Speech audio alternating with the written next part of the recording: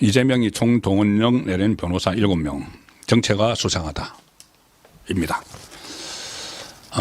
이재명 변호사 말씀드리기 전에 일단 오늘 이재명이 이 조기 대선 꿈을 단단히 꾸고 있는 것 같습니다.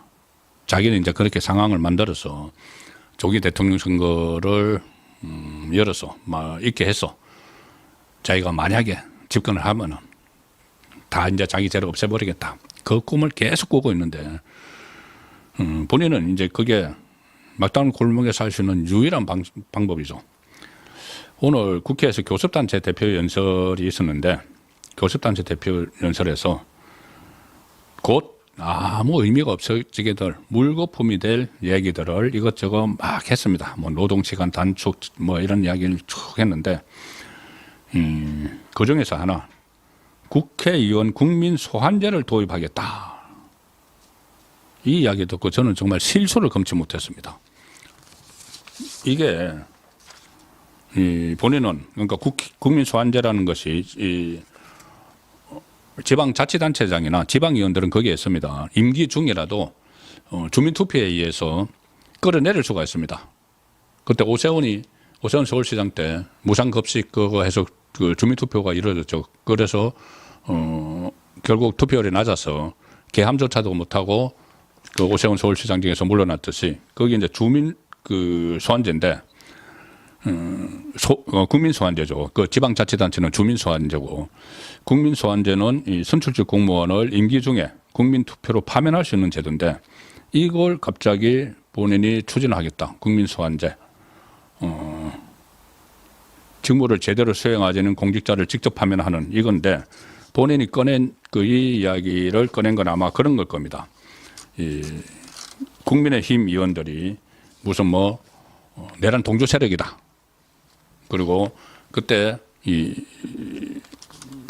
대통령이 선포한 비상계엄령 해제 의결을 할 때 그때 참여하지 않았던 이 여당 의원들을 막 겨냥을 해가지고 이런 것을 한다고 그 국민 소환제를 한다고 했는데 자 국민 소환제는 이재명이 가장 먼저 소환이 돼야 되는 거죠.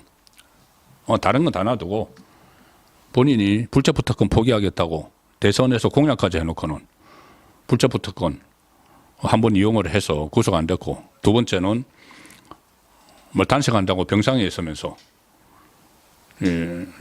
체포동의안이 올라가니까는 제발 나 좀 구속되지 않도록 부결시켜달라고 업소를 했죠. 그리고 이 국회의원이라는 직위를 완전히 방탄, 본인 범죄 혐의에 대한 방탄으로 써먹고 있습니다.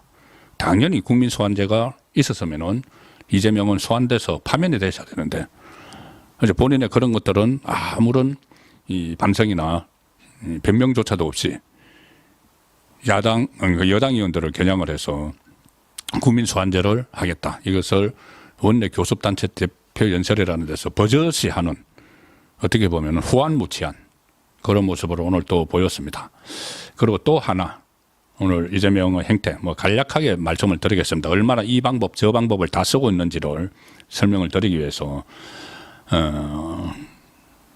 그저께 동대구역의 수많은 인파 그리고 최근의 여론조사 여기에 깜짝 놀랐겠죠. 깜짝 놀라서 그리고 또 하나 윤석열 대통령에 대한 이 탄핵의 이유로 내란 혐의를 집어넣어서 이 프레임을 설치해서 내란 수계 이런 프레임도 설치를 했는데 이게 현재 변론에서 막 무너지고 있죠. 두 개의 거대한 축이 무너지고 있는 겁니다. 프레임을 딱 짰는데 그거를 받치고 있던 두 개의 기둥이 무너지고 있죠.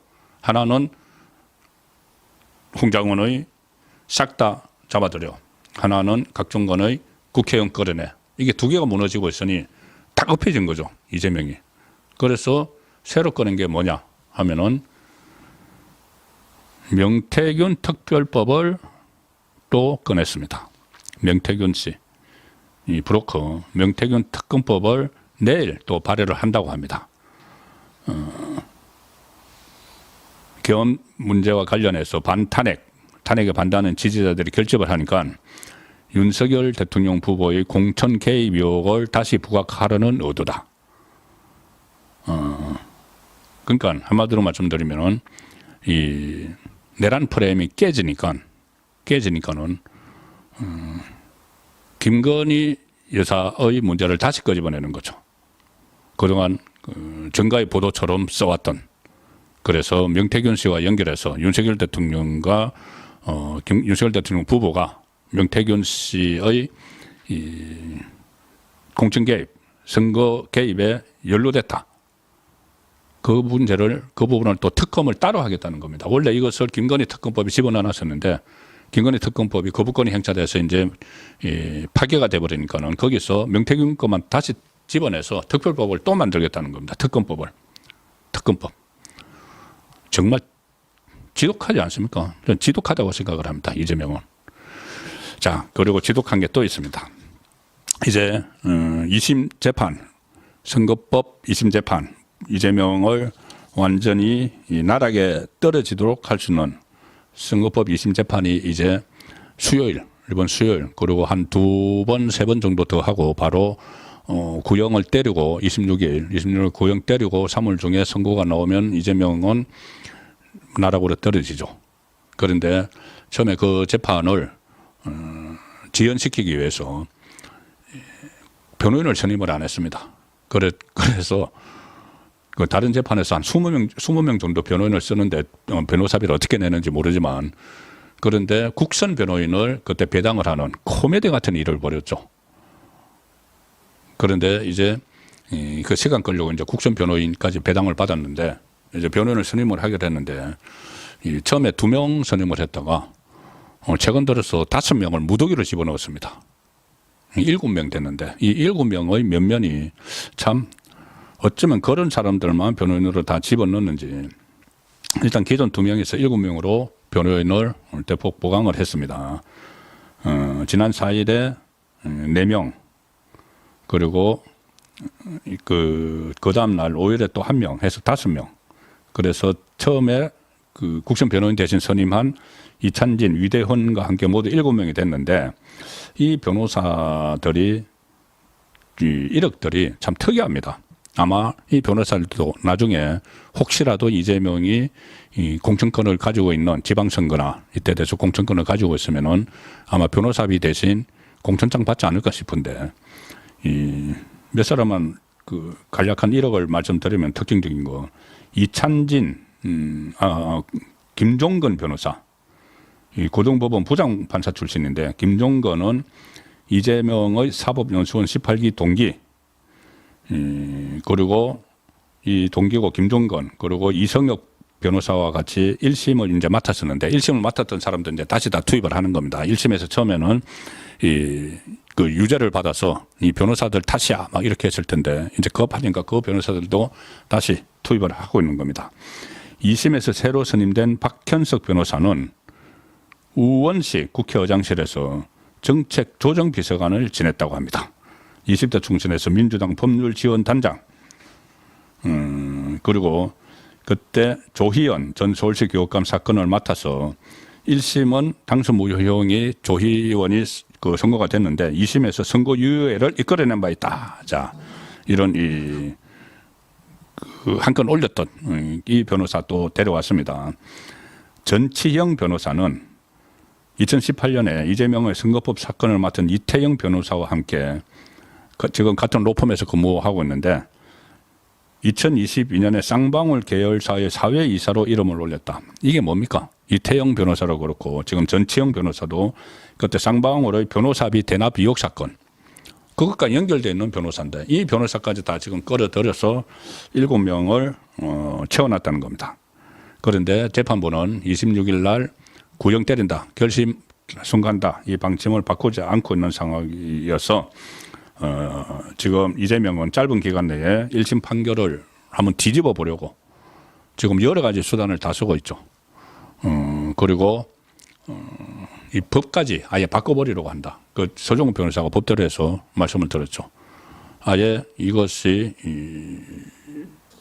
위헌 법률 심판 제청을 해도 이거 받아들이지 않을 걸 뻔히 알고 그 법을 바꾸기 위해서 어떤 자락을 깐 것이다. 그런 해석이 나온다고 서정훈 변호사가 그 법대로 해서 말씀을 드렸었죠. 그것도 정말 이재명이라면 할 수 있는 행위 아닐까. 만약에 법을 바꿔버려서 이 허위사실 공표죄를 없애버리면은 이게 뭐 면소가 된다고 하죠. 재판 중인 사건이. 그러니까 소가 그 취소가 돼버린다. 그것까지 지금 노리고 있다. 자, 이제 그런 노림수를 알았으니까 최상목 대행이 만약에 그런 법안이 통과가 돼도 거부권을 행사를 해야 됩니다. 자, 그런 저기 뭐를 생각을 하고 있는 줄 알면은 충분히 대책을 마련할 수가 있죠. 병법에서. 자, 그래서 이재명은 이런저런 수단을 다 쓰지만 점차 날짜는 다가오고 있다. 시간과의 싸움에서 이재명이 결코 이길 수 없다. 헌재가 아무리 도와주더라도 헌재에서 기각될, 대통령이 기각될 가능성이 있기 때문에 높아지고 있기 때문에 그러면은 조기 대선은 없는 것이죠. 그럼 이재명의 꿈은 날아가는 것이죠. 지금 점차 그런 방향으로 가고 있습니다.